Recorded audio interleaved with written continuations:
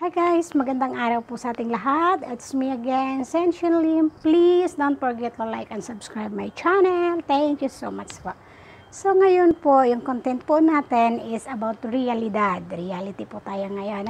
So, kanina po kasi, pagbukas ko ng FB ko, maagang maaga is tumambad po sa akin ang post mula sa isang group kung saan is member po ako. Sabi daw po is 2 bata ang nagpakamatay na naman dahil sa module. Ang tanong, totoo nga po bang nagpakamatay sila is because of the module? Ano po ba talaga ang nilalaman ng mga module na yan? Nakakamatay po ba talaga? Ganun po ba talaga kalala yung mga pinapasagutan ng mga teachers natin? So, mamaya, titingnan po natin yung sitwasyon na yan. Ano po, papaliwanag po natin yan. Kung talagang totoo bang nakakamatay yung mga nilalaman ng modules na yan. Dahil sa totoo lang po ngayon, kung saan man po, makikita natin halos lahat ng mga parents nagre-reklamo. Karamihan o talaga. So bakit nga po ba si parents ang nagre-reklamo, hindi si estudyante? Daming parents na nagsasabing ang hirap ng mga pinapasagutan ng teacher, mga hindi na pag-aralan, ganito, ganun. Natural po, hindi natin napag-aralan yan dahil mga anak natin yung nag-aaral at hindi tayo. At hindi ho tayo ang sasagot sa module, kundi mga anak natin. So, hanggang dito muna tayo.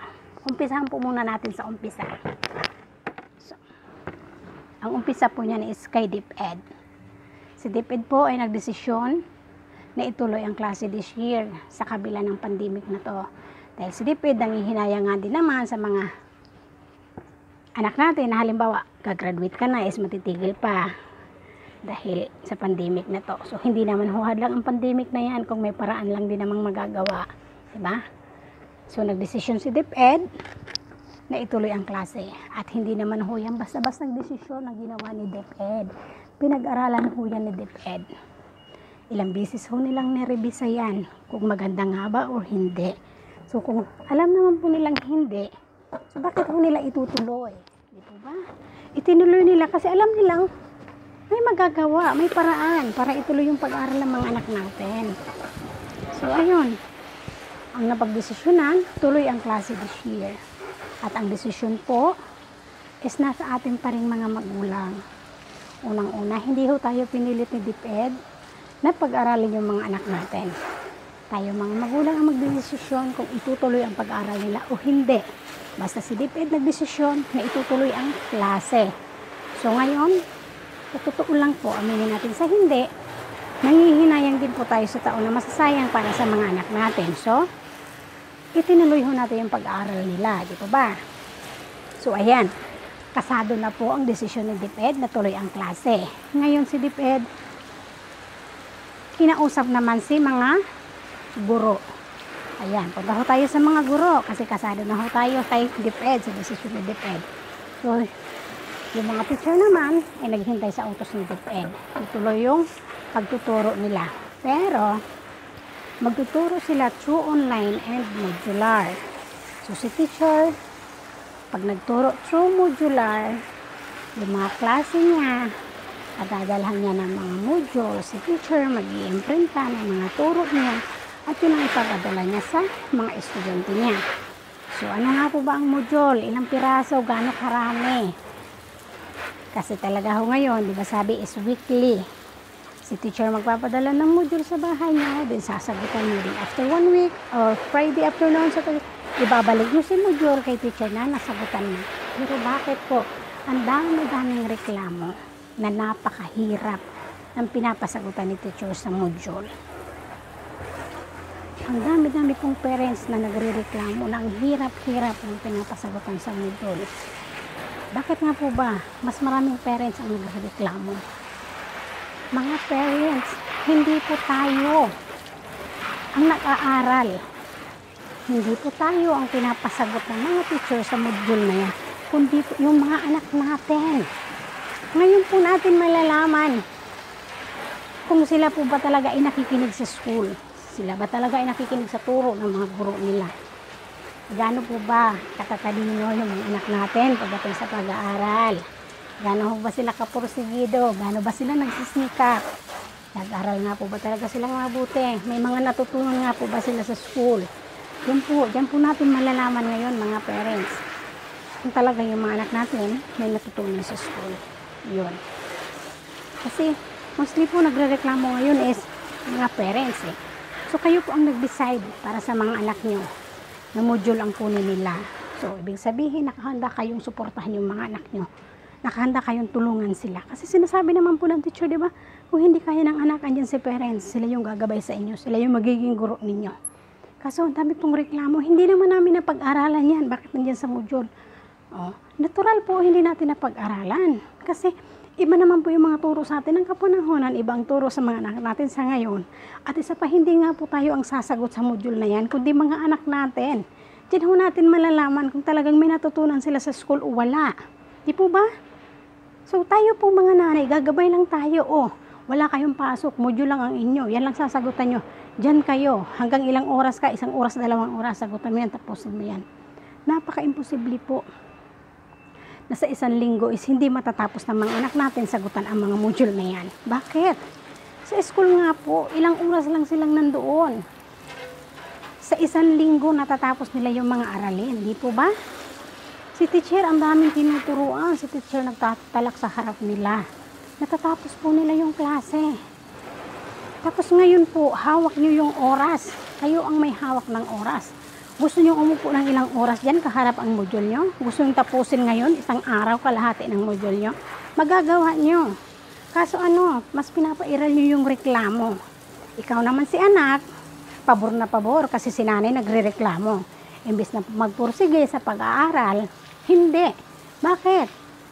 Kasi malakas ang loob na sinasabi ng nanay na ang hirap. Ikaw naman si anak, ayun nga po, ang hirap kasi hindi po talaga namin napag-aralan yan. Imposible na ang lahat ng nilalaman ng module na yan is hindi nyo napag-aralan. Napag-aralan nyo po yan. At hindi naman pwede kasi na lahat ng pinag-aralan nyo, yun yung ilagay sa module na yan. Eh kung grade 5 ka last year, grade 6 ka ngayon, ano bang gusto mong ilagay sa module mo? Yung pinag-aralan nyo grade 5? So, bumalik ka ba ng grade 5? Hindi, di ba? Nasa grade 6 ka na. So, kung ano yung mga aralin ng grade 6, yun yung ilalagay sa module. Pero hindi naman po maglalagay si teacher ng aralin na yan ng napakahirap siguro. At hindi naman basta-basta. Ilalagay ni teacher dyan yung sasagutan nyo na walang paliwanag. Hindi naman ilalagay ni teacher dyan na basta lang kayo sasagot nang wala kayong binabasa. Hindi po ba? Tama po ba ako o mali? Hindi kayo pasasagutin ng teacher dyan kung wala kayong babasahin.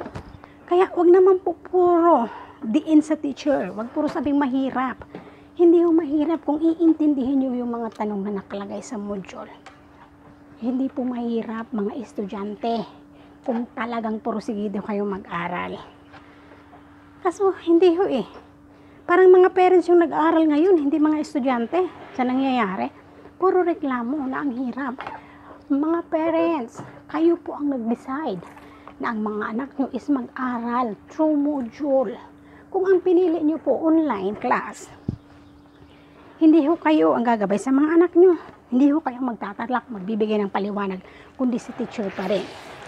Parang nasa school lang din po sila. Si teacher pa rin yung magpapaliwanag, si teacher lahat, di ba?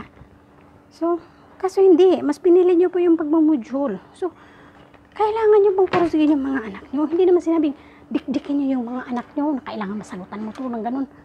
Kasi, hawak na hawak nyo po yung mga oras. Kayo po, makakapag-decide sa 1 araw ilang module yung masasagutan nyo, ilang subject po yan. Imposible po talaga na sa 1 linggo hindi nyo magawa. Alam nyo po ba, ang dami nagre-reklamo ng parents kasi 3 anak ko, may nagsabi ganun. Hindi na ako nakakapag-ganito, nakakapag-ganon ng bahay, nakapaglinis. Eh baka kulang na lang po sabihin nyo ni hindi na ako nakakaligo, ni hindi na ako nakakaihi sa kakasagot ng module. Wow, ulitin ko po, hindi kayo ang estudyante, kundi anak nyo. Hindi kayo ang sasagot ng mga module na yan, kundi mga anak ninyo. Magalit po kayo sa akin, pero totoo po yung sinasabi ko. Hindi tayo mga parents ang estudyante, kundi mga anak natin. Paano natin malalaman kung yung mga anak natin may natutunan sa school o wala? Diba? So, hayaan nyo yung mga anak nyo ang mag-aral sa mga aralin nila. At kayo, gumbay lang kayo. Kung hindi alam ng anak nyo, tatanungin kayo. Kung hindi nyo naman po alam yung sagot, tanong kayo sa mga kapatid nyo, mga kaibigan, kapitbahay. Kung walang nakakaalam, itanong nyo po kay Googly. Si Guugli, siguro naman kilala nyo po yun, no? Kilalang kilala ho si Guugli ngayon eh. Ayan. So siguro naman po maintindihan nyo rin kung sino si Guugli na sinasabi ko. So ayan na po mga parents. Please, hayaan yung anak nyo mag-aral. Hayaan nyo magsikap sila. Hindi yung nasanay na nga sila sa school na ang turo sa kanila isinusubo ng teacher. Paano ko nasabi isinusubo? Dahil sa school, kanya-kanya na silang librong binubuklat. Si teacher sa harap, may libro ding binubuklat. Nagbabasa si teacher, nagpapaliwanag. Pagkatapos po susubuan pa sila ng halimbawa bago sila tanungin, bago sila pasagutin.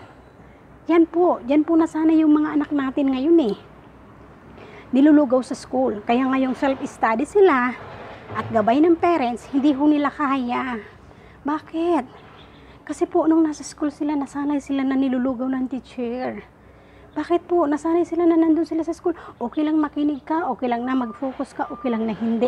Si teacher nagle-lecture, nagle-lection, kayo nakikipagdaldalan sa katabi. Ayan po, yan yung mga anak natin. Kaya ngayon, self-study, wala hong alam yung mga anak natin. Puro reklamo. Dagdagan nyo pa ng mga parents, puro kayo reklamo. Paano po matututo yung mga anak nyo? Hindi po, di ba? Walang matututunan yung mga anak natin, kundi puro reklamo. Dahil tayo mga parents, yung iba talaga hindi natin napag-aralan. Dahil iba naman talaga yung turo sa atin ng panahon, iba sa ngayon. So yung mga anak natin ang dapat na magpursige. Sila ang estudyante. Tandaan ho natin yan. Hindi rin ho yung mga anak natin ang nag-decide na mag-aral sila through module. Tayo mga parents ho ang nagdesisyon. Dahil aminin natin sa hindi, mas gugustuhin ng mga anak natin ang mag-aral online. Bakit? Kasi andyan si teacher. May paliwanag na naman si teacher eh. May isusubo na naman si teacher sa atin. Diba? Sinong anak ang hindi gugustuhin mag-aral ng online? Pero walang magagawa. Dahil si parents ang magdesisyon. Si parents ang mag-decide na mag-online class ka, na mag-module ka. So ito tayo. Bakit nga ba module ang pinili mo? Dahil makakalis ka sa gastos, or sasabihin natin, wala ho kasi kaming pang internet, hindi kaya ang monthly, ganito ganon. Hindi ho ba natin naisip na kung nag-aral yung mga anak natin sa school, araw-araw po problemahin natin yung baon. Buti kung sana kagaya ng panahon, mga anak natin hindi nahihiya mabaon ng pritong isda, mga simpleng ulam, ganon. Ngayon hindi. Mga anak natin, kahit pa nga po pritong isda yung baon nila, magreklamo pa kasi malansa, nakakaya sa katabi, ganito, ganon. Ilan na lang po sa mga anak natin ngayon ang nagbabaon ng mga ganyan. Diba? So, poproblemahin nyo yung pambaon, poproblemahin nyo yung pamasahe. Samantalang, kung ang pinili nyo online para sa mga anak nyo, yung gastos na yun, na-save nyo na. Yun na lang yung iipunin nyo araw-araw. Para pang bayad sa internet nila. Di sana hindi sila nahirapan ng gusto kasi andyan sa teacher na magpapaliwanag sa kanila. Kaso hindi po. Pinili niyo po na mag-aral module yung mga anak natin. Kaya sana naman po huwag ganun kasisi sa mga teacher. Sasabihin nyo ang hirap-hirap. Yung mga hindi pinag-aralan andyan sa module ngayon. Kaya nga po nang sabi ko, hindi naman pwede na ang ilagay ni teacher sa module na yan. Pinag-aralan nyo nung grade 5 kayo. Kasi grade 6 na kayo. At hindi naman lahat nilalaman ng module na yan is hindi nyo talaga napag-aralan.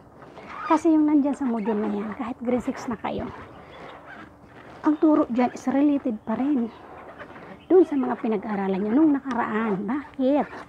Bakit hindi lahat ng leksyon nyo ngayong grade 6 kayo ang nasa module na yan? Dahil alam naman talaga ng teacher na hindi pa nila napapaliwanag sa inyo lahat-lahat ang aralin nyo this year. Na grade 6 na kayo. Di ba? Tsaka hindi kayo bibigyan ng sagutan talaga ng teacher sa module na yan. Kung walang akmang paliwanag, walang akmang babasahin. Kailangan nyo lang po talaga magsipag kayo. At huwag nyo sabihin na sa isang linggo hindi nyo talaga kayang sagutan ang module na yan. Napaka-imposible po dahil hawak nyo yung oras nyo. Alam niyo, yung teacher, sinasabi niyo, wala namang ginagawa sa ngayon. Mayroon. Tuloy-tuloy ang trabaho ng mga teacher. Kung noon nga, alam niyo, mga teacher nagtuturo sa school, pag uwi nila, dala-dala pa rin nila yung mga trabaho nila. Akala niyo, ganun lang kadali, kahaya yung buhay ng mga teacher. Hindi. Talo pa rin na yung mga estudyante. Pagdating ng bahay, maglilisong plan, aaralin yung ituturo nila sa mga anak yung pinabukasan. Yun ho ang teacher. Hindi nyo lang ho kasi maintindihan yung sitwasyon ng mga teacher natin eh. Tapos ngayon sisisihin nyo yung mga teacher. Hindi ho sila ang nag-decide na pag-aralin yung anak nyo sa module or sa online. Kayo mga parents, kaya huwag nyo hong sinisisi yung mga guro na mahirap yung binibigay sa kanila. At dapat din po talaga, pursigin yung mga anak nyo mag-aral. Hindi yung kayo mismo ang nagbibigay ng kahinaan sa mga anak nyo. Imbis na i-build up nyo yung mga anak nyo, ay kaya mo yan anak. Kasi andyan naman, may mga basahin naman dyan, di ba? Magbasa ka, aralin mo mabuti, paulit-ulit, makukuha mo rin yan. Hindi yung, ay ang hirap-hirap naman yan, hindi naman yan naman. O di si anak, malakas ang loob.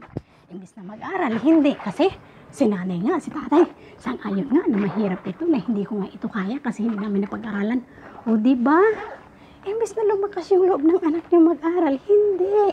Lalo lang tatama rin. Lalo lang panghihinaan ng loob. Kasi kayo mismo nagsasabi sa kanya na mahirap, na hindi na pag-aralan. Kahit na yung totoo, alam ng mga anak niyo. Diba? Kaso, paiiralin ang katamaran, hindi mag-aaral. Kasi, sumusunod sa inyo. Ay, Diyos ko po, patawarin niyo po ako sa mga sinasabi ko.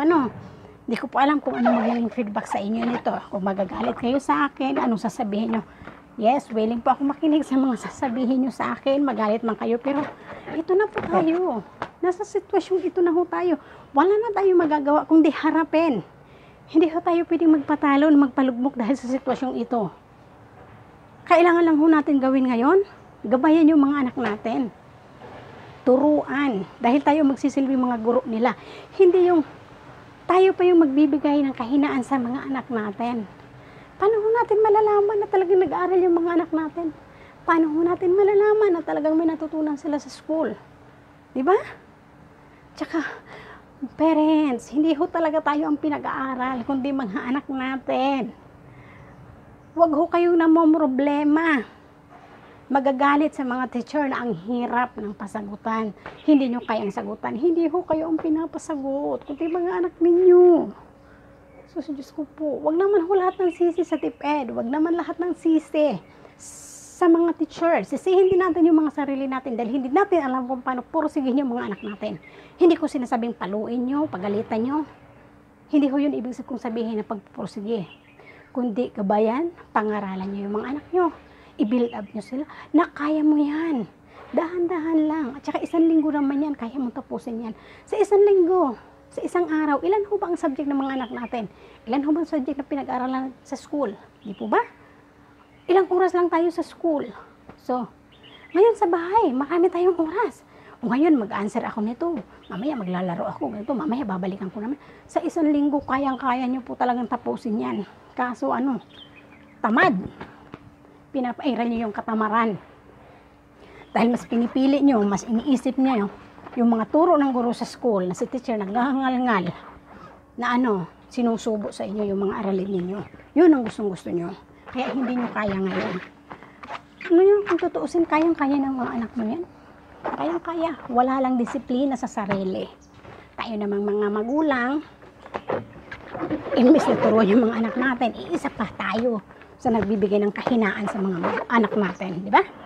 So, ang hirap sisihin. So, ngayon yung mga magulang, nag-aaral yung mga anak sa online.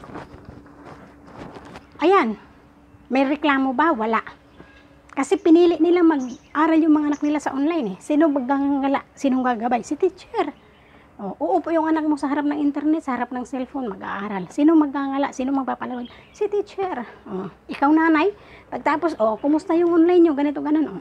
Ikaw naman si nanay, si tatay, magpupursigan na lang. Araw-araw magsisip ako ng 5 piso, 10 piso. Para lang sa pambayad ng internet ng anak ko kasi nag-aaral naman, maayos naman yung pag-aaral. Ganon. Kaso hindi po eh. Alam niyo po, tayo mga magulang, tayo ho ang nagdesisyon para sa mga anak natin, hindi mga anak natin.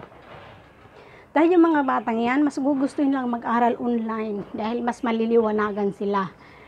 Mas mapapaliwanagan sila. Mas madali silang makaka-pick up kaysa sa module na magbabasa lang sila. Tamad silang magbasa, tamad silang magrevisa pa ulit-ulit. Hindi gumagana yung utak nila. Kasi tinatamad silang magbasa. Yun ho, ang totoo doon. So, kung pinili nyo sa mga anak nyo mag-online, hindi tatama rin yung mga yan. Pakikita yung mga classmate nila. Mahihiya na hindi sila makasagot. Kaya magpupursige sila. Bukas mag-online class kami. Nakakaya na hindi ako makasagot. Baka akong tawagin. Mag-aaral sila. Ngayon, wala. Sino tumitingin? Tumitingin ba si teacher? Hindi. May classmate ba nakasama? Hindi. Wala. Di ba? So, ano mayayari? Tatama rin ngayon si anak ninyo. Kaya, please lang po, huwag niyong isinisisi sa mga teacher na ang hirap ng binibigay na pasagutan. Sinisisi sa mga teacher kung bakit ganyan yung mga aralin nila. Sumusunod lang din po yung mga teacher sa tungkulin nila. Sinusunod lang din po nila yung trabaho nila.